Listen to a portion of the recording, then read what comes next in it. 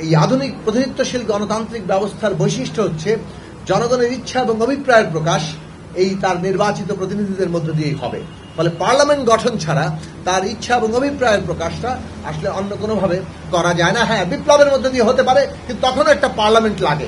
নির্বাচন ছাড়া কোনো বিপ্লবী দেশও বিপ্লবী পরিবর্তনও আসলে শেষ পর্যন্ত সংবিধান কিংবা ইত্যাদি গঠন করতে পারেনি। ফলে গণভোটই করেন আর যে কিছুই করেন, কেউ যদি অর্ডিন্যান্সও করে, তাহলে এই সব কিছুই কিন্তু শেষ পর্যন্ত আমাদেরকে পার্লামেন্টে র্যাটিফাই করতে হবে। সুতরাং একটা পার্লামেন্ট ছাড়া কোনোভাবেই আমরা সংবিধানের এই মৌলিক সংস্কারকে শেষ পর্যন্ত চূড়ান্ত কিংবা সম্পন্ন করতে পারবো না।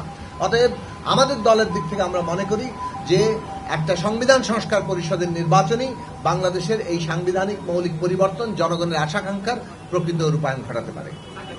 দেখুন, রাজনৈতিক দল সম্পর্কে আমরা আমাদের পরিষ্কার কথা বলেছি। আওয়ামী লীগ কিংবা যে কোনো তার সহযোগী দল সম্পর্কে যাদের বিরুদ্ধে অপরাধের সুনির্দিষ্ট অভিযোগ আছে তারা বিচারে আওতায় আসতে হবে।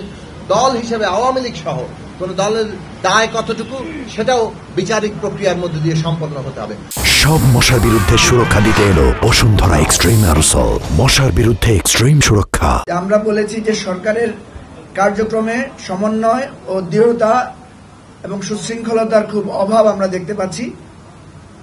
বিশেষ করে নুরুল হক নূর আহত হওয়া এবং চট্টগ্রাম বিশ্ববিদ্যালয়ে যে ঘটনা ঘটেছে সেখানে আমরা দেখেছি যে সরকার এবং আইন শৃঙ্খলা রক্ষাকারী বাহিনীর মধ্যে এক ধরনের সমন্বয় এবং নিয়ন্ত্রণ বা কর্তৃত্বের একটা ঘাটতি আছে।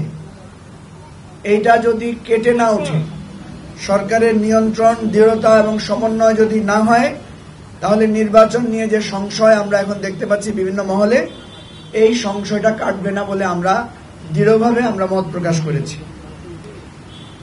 এবং যে ঘটনাগুলো একটার পর একটা ঘটছে, এটার মধ্য দিয়ে সরকারের কর্তৃত্ব প্রশ্নবিদ্ধ হচ্ছে। ফলে আমরা একটা পরামর্শ দিয়েছি যে আইন শৃঙ্খলা রক্ষাকারী বাহিনীর যতগুলো বাহিনী আছে সবগুলোকে নিয়ে আলাদাভাবে প্রধান উপদেষ্টা যাতে টপ টু বটম সবার সাথে একদিন একটা মিটিং করেন এবং সেখানে যাতে একদম প্রধান থেকে শুরু করে একদম সিপাহী পর্যায়েও যাতে ভার্চুয়াল এবং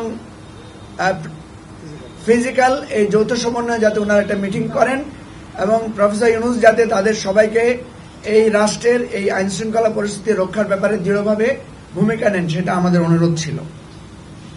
আমরা জাতীয় ও জেলা উপজেলা পর্যায়ে সব রাজনৈতিক দলগুলোকে নিয়ে একটা সমন্বিত কমিটি করার কথা বলেছি, যাতে স্থানীয়ভাবে আসন কেন্দ্রিক যতগুলো ঝামেলা হয় যাতে সেখানে রাজনৈতিক দলগুলোর একটা ভূমিকা থাকে এবং আইন শৃঙ্খলা রক্ষাকারী বাহিনীর দায়িত্ব সেখানে কিছুটা হলেও লাঘব হয়। এই পরামর্শটা আমরা দিয়েছি। নির্বাচন কমিশনের আমরা যে গিয়েছিলাম সেখানে আমাদের অভিজ্ঞতা আমরা মাননীয় প্রধান উপদেষ্টার সাথে শেয়ার করেছি। প্রধান নির্বাচন কমিশনার বলেছেন যে উনার এন্টায়ার টিমের মধ্যে নিরপেক্ষ নির্বাচন করেছে এরকম অভিজ্ঞতা সম্পন্ন লোক নাই। তাদের অভিজ্ঞতা হচ্ছে বিগত 3টি বৈষম্যমূলক এবং ভুয়া নির্বাচনের। ফলে আমরা একটা অনুরোধ করেছি যে যারা এক্সপার্ট ইলেকশন পরিচালনা করেছে অতীতে, যারা রিটার্নিং অফিসার হিসেবে খ্যাতির সাথে কাজ করেছে, এরকম এক্স গভর্নমেন্ট অফিসিয়ালদেরকেও এবং আমলাতন্ত্রের ভিতরে যদি এরকম লোক থাকে তাদেরকে যাতে এখানে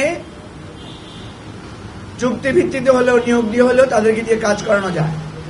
আর প্রশাসনের নিয়োগের ব্যাপারে যে লটারি সিস্টেমের কথা বলা হয়েছে, আমরা বলেছি লটারি সিস্টেম না করে বরং কোথায় কেমন রিস্ক আছে, কোন জেলা উপজেলার গুরুত্ব আছে সেটাকে কেন্দ্র করে যাতে ওনারা ব্যবস্থাটা করেন, সেটা আমরা কথা বলেছি।